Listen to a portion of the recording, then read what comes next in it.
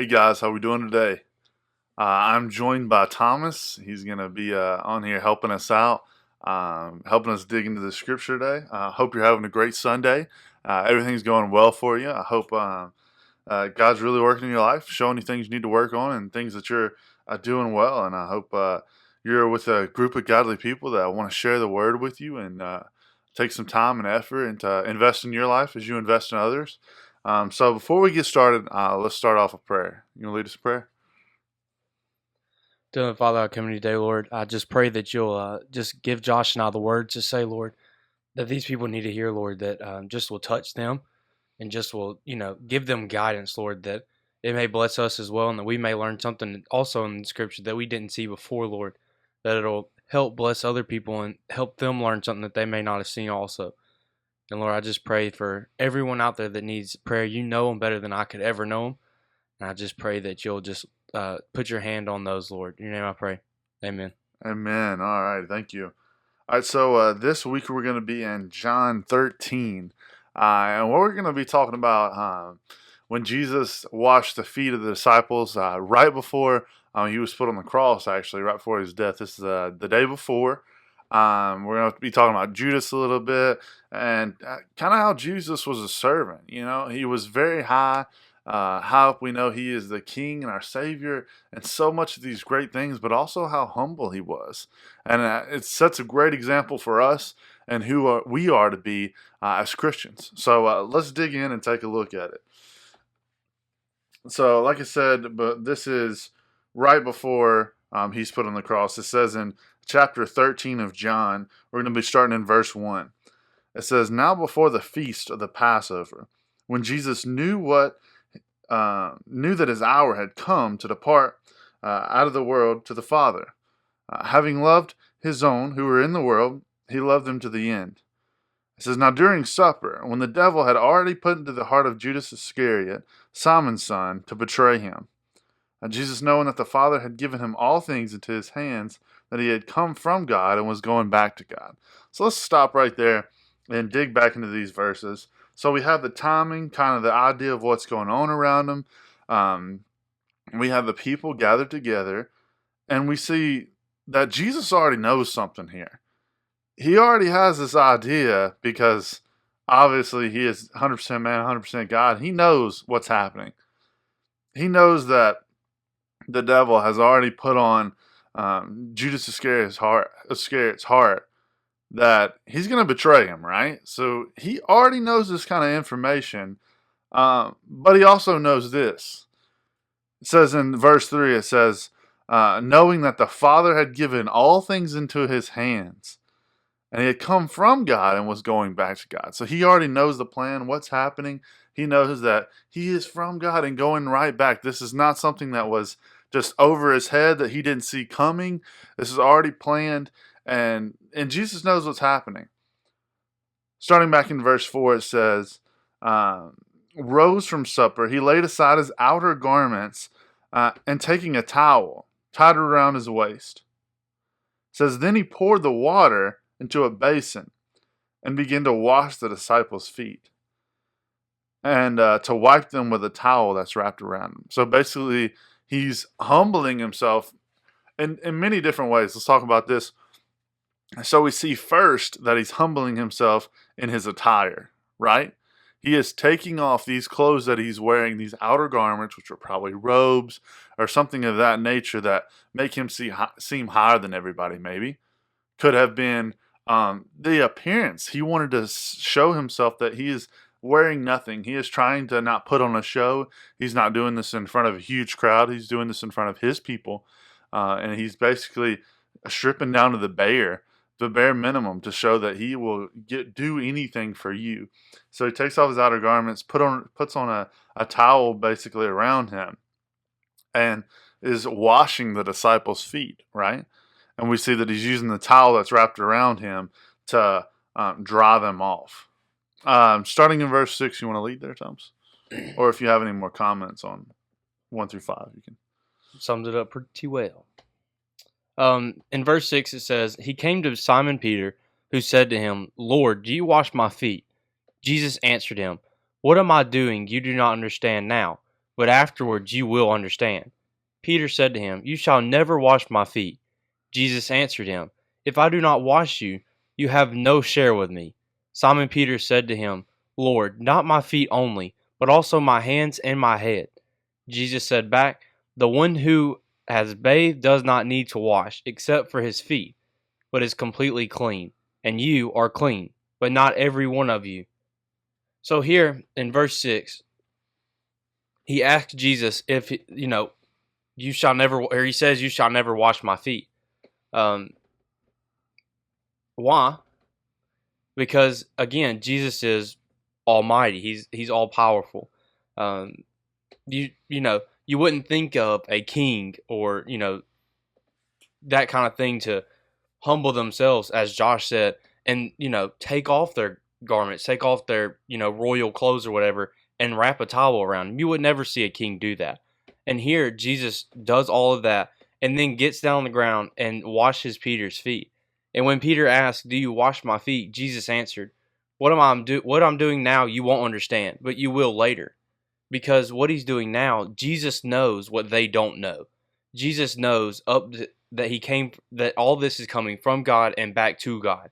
He already knew that Simon was, going to betray. He already knew all of this. So what he's doing now, Simon doesn't understand, but he will later. So Jesus here in verse 8 answers, after he says, "You shouldn't wash my feet," Jesus answers, "If I do not wash, you have no share with me." Which is just, here I think of like Jesus loved his disciples so much that he humbled himself at number one to die on the cross for our sins, but here in the for the disciples here, he humbled himself to wash their feet. And love just doesn't go like to the surface. For Jesus here, he loves them so much that he knows he's about to be crucified, and he knows that this is what's coming, and he knows that he's putting his life down on the line. So here, love is to death. Love is not just surface. So here, it's very powerful to me that my Lord and Savior would humble himself to wash these people's feet. Whenever that's not like people, higher powers aren't supposed to be doing that. Higher powers were supposed to be in the chair getting their feet washed. And here Jesus turns around and does his disciples' feet. In 10, it says, Jesus said to him, "The one who has bathed does not need to wash except for his feet, but is completely clean. And you are clean, but not every one of you." So again, Jesus already knows that someone is betraying him. He already knows who, and he already knows when. He already knows exactly what's happening.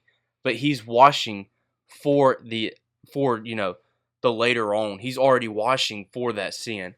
So it's just kind of he loves them so much. He's just washing their sin already, that he knows that they're going to commit, but he hasn't told them exactly what it is. So you want to continue? Yep, I will. So starting back in verse 11, it says, "For he knew who was to betray him, and that's why he said, 'Not all of you are clean.'" Talking about Judas here. It says, "And when he had washed their feet, and put on his outer garments, and resumed his place, he said to them, 'Do you understand what I have done?' And he says, 'You call me teacher and Lord, and you are right, for so I am. If I then, your Lord and teacher, have washed your feet, you ought to wash one another's feet. For I have given you an example, that you should do as I have done to you.'" And so basically, clearly what he's saying here is, I am the example for you guys. Like, not just in what the actions he did today, he was talking about throughout his life. I think he's clearly saying, like, I was an example for a reason. I'm the ideal, what you want. You want to have somebody that loves unconditionally, that is willing to sacrifice anything for you guys. And that's what you should do for your fellow Christians. He's saying, look, I washed your feet, and I'm Jesus. Like, I am the one. And if I was willing to do it, you should be willing to do it, and do it for one another. I think he takes a really hard stand here when people say, well, that job's not cut out for me, or that line of ministry is not cut out for me. If God calls you to do something, there's no excuse to be made. He showed you by example. He was willing to wash his own disciples' feet. And now this is in the time they didn't really have sandals and nice tennis shoes to wear, and they're walking on dirt. So the nastiest part of your body was your feet. And he got down and washed their feet. Like he's saying, I'll do the dirtiest of jobs. I'll do the worst thing possible that only servants do and that only basically slaves do. He said, I'll do that to show you how much I love each and every one of you. And that's what kind of love he shows us. And so I think we need to be able to clearly see what he is saying to us and what he wants from us, because I think he wants that kind of sacrificial love out of all of us. Because if we're not showing that love to other people, where are we going to end up? Like, if we're not getting on our hands and knees for our communities, for our churches, for our leaders, like, how can anybody else see our lives as Christians and be like, yeah, I want to be one of those guys? But when they see you being a servant and loving people, no matter what your status, no matter what your role in the church, they see you loved, they want that. They want to feel that compassion about people. And they want to feel that kind of generosity just overflowing in you. They want to see that. They want what you got, basically. Any comments on that? Go ahead. Continuing in 16, it says, "Truly, truly, I say to you, a servant is not greater than his master, nor is a messenger greater than the one who sent him." And here, in verse 16, I think this is very, very powerful because he says, "I say to you, a servant is not greater than his master, nor is a messenger greater than the one who sent him." He's not saying that, they're bad. He's saying that you have to have these things to listen. Therefore, I'm showing you how to do it. Because back up in 15, "For I have given you an example that you also should do just as I have done to you." He's continuing from there, showing exactly what he's talking about, kind of giving them a little background, a little story to kind of help show what they're doing. All right, now in 17, it says, "If you know these things, blessed are you if you do them. I am not speaking of all of you. I know whom I have chosen, but the scripture will be fulfilled. He who ate my bread has lifted his heel against me. I am telling you this now before it takes place, that when it does take place, you may believe that I am he. Truly, truly, I say to you, whoever receives the one I send receives me, and whoever receives me receives the one who sent me." Now, in 17, it's referring back to 16, that if I say to you, a servant is not greater than his master, nor a messenger greater than the one who sent him. And if you know these things, blessed you will be if you do them as well. You can't, a lot of times we think that if you just know it, then you'll be blessed by it. You have to work for it as well. You have to show that you know. You have to show other people, help other people learn so that they'll know it as well. And again, this is what Jesus is doing for them. He's showing them how to do it instead of just telling them how to do it. Where a lot of masters or a lot of kings would just tell people to go do it. Just go do this, go do that. He's here saying you must do them as well. If you want to be blessed, you must do them as well. Not only do you have to know them, you have to do them also. Then in 18 he says, "I'm not speaking of all of you. I know whom I have chosen, but the scripture will be fulfilled. He who ate my bread has lifted his heel against me. I'm telling you this now before it takes place." Again, he knows exactly what's happening. He knows exactly what's going to happen, what has happened, and what will happen. This is why he says, before it takes place. And then it goes on and says, that when it does take place, you may believe that I am he.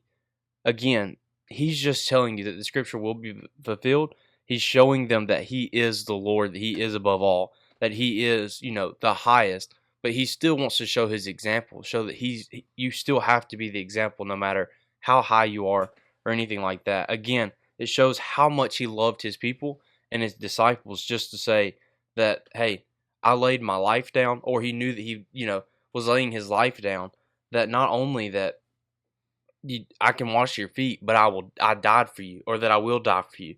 It's just like, it's so encouraging to me that a master of this high, that was perfect, that was a spotless lamb, that would, get on the ground in garments that are, not king worthy, and just wash his disciples' feet. And I think it's so cool that he, showed that love to his disciple and to us as well. And do you have anything else on that? Yeah, and I know, like, excuse me, with 20, when he talks about whoever receives the one I send receives me, he's talking about the Holy Spirit there. And, like, when the Holy Spirit comes down and, like, you accept that, you accept, Christ into your life, you're accepting the Holy Spirit. And it talks about who's ever received me is going to get the one I send too. When he talks about, he ascended in heaven and the Holy Spirit comes down, you know. And I think that as we overview and just look at the verses as a whole, we can really see, an example, purely an example for us, an example for how we're supposed to live our lives, especially in the ministry. We are to be the example, the role model, not just in church but out of church. And it's a big deal. It's a big role. Jesus clearly he didn't downplay it. He went down to people's feet with no clothes on and just a towel and saying, like, this is it. Like, I'm willing to go to the lowest of lows for you. And so you should be able to do it for my people as well. And if you do, your reward is this. And that's what he says. And I think it's just a great story to keep going back to because it's fresh and new every time. So I hope you guys really enjoyed it. Thanks, Thomas, for being on with me this week and getting to share a little bit through a couple verses. And I had a great time. So I hope you have a great Sunday. Pray that you get out and get to a local church, a group of people who love God and that are called to do His work. And I'm so thankful for this opportunity. Let me pray and we'll get out of here. Hey, God, I come in prayer and I just thank you so much for who you are, God, and what you mean to us. God, we're nothing without you, and I pray that we can humbly bow before our own people and serve our own people with a heart like you had, God, because it's so important for us to not just discount what we got and just take it for granted, because it's so easy in this day and age to take things for granted. But God, we know that the gift that you gave us is eternal, and God, we should treasure that and share with everybody we can. And it takes a lot of humility to do things like that and be the servants that we need to be for you, God. But thank you for this time, this opportunity, God. I pray that it touch lives, and God, maybe can lead somebody to Christ. That would be awesome. So thank you so much for who you are, Lord. We love you and thank you. We pray. Amen. All right, guys. Thank you all so much. I pray that y'all have a great week, and we'll see you here next Sunday. Bye.